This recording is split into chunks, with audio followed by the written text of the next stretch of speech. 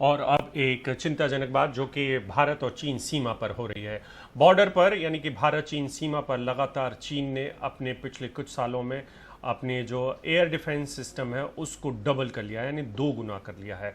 Border पर उन्होंने एक तरीके से जो सिस्टम बढ़ाए हैं, air base, air defence position और हेलीपैड्स की संख्या है वो 2 गुनी कर दी है। ये जो पूरी रिपोर्ट है एनडीटीवी को मिली है intelligence platform state of war से, जहां से इस रिपोर्ट में काफ़ी विश्लेषण किया गया है।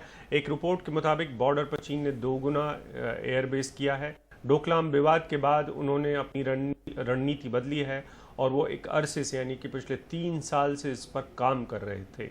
इनमें सैन्य ढांचों का भारत की सुरक्षा पर सीधा असर पड़ सकता है। रिपोर्ट के मुताबिक चीन भारतीय सीमा के नजदीक कम से कम 13 नई सैन्य पोजीशन का निर्माण कर रहा है, जिसमें 3 एयरबेस, 5 अस्थायी एयर डिफेंस पोजीशन और 5 हेलीकॉप्टर्स, हेलीपैड्स शामिल हैं। राजीव रंजन है हमारे साथ इस बारे में ज्यादा बात करने के लिए। राजीव, ये जो ताराजा रिपोर्ट है ये कहीं ना कहीं चिंता तो बढ़ाती ही है।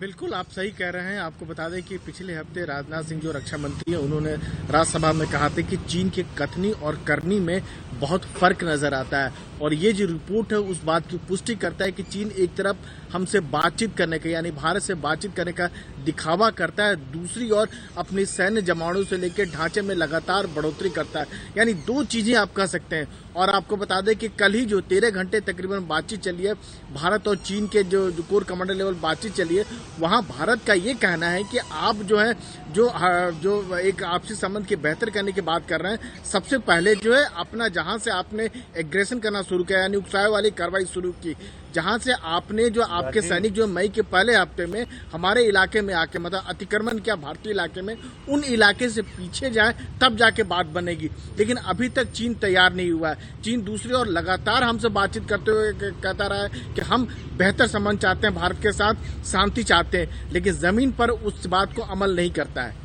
राजीव, एक छोटा सा सवाल था जो आपने बताया, उसके अलावा एक सवाल और भी उठता है कि ये सब कुछ 3 साल से चल रहा है, इसकी जानकारी नहीं थी क्या आपने पास?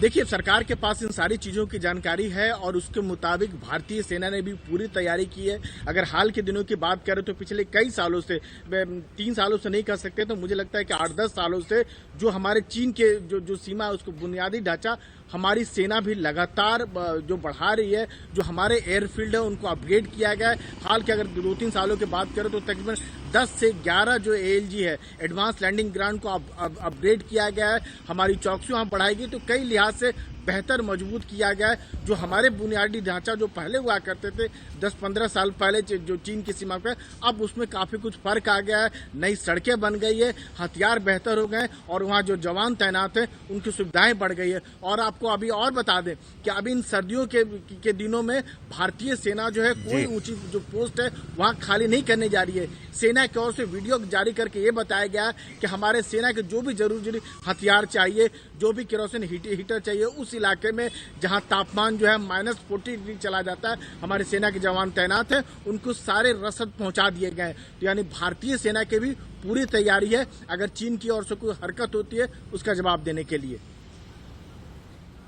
जी बिल्कुल, बहुत बहुत शुक्रिया राजीव इस पूरी जानकारी के लिए। तो चीन ने अपना 2 गुना कर लिया है अपनी एयरबेस, हेलीपैड्स और बाकी के जो डिफेंस मैकेनिज्म है जो कि वो भारत की सीमा पर कर रहा है।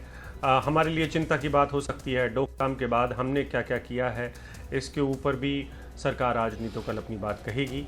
लेकिन ये जो बात है ये बता रहा है कि हमारा दरअसल असल में दुश्मन कौन है जो घात लगाए बैठा है।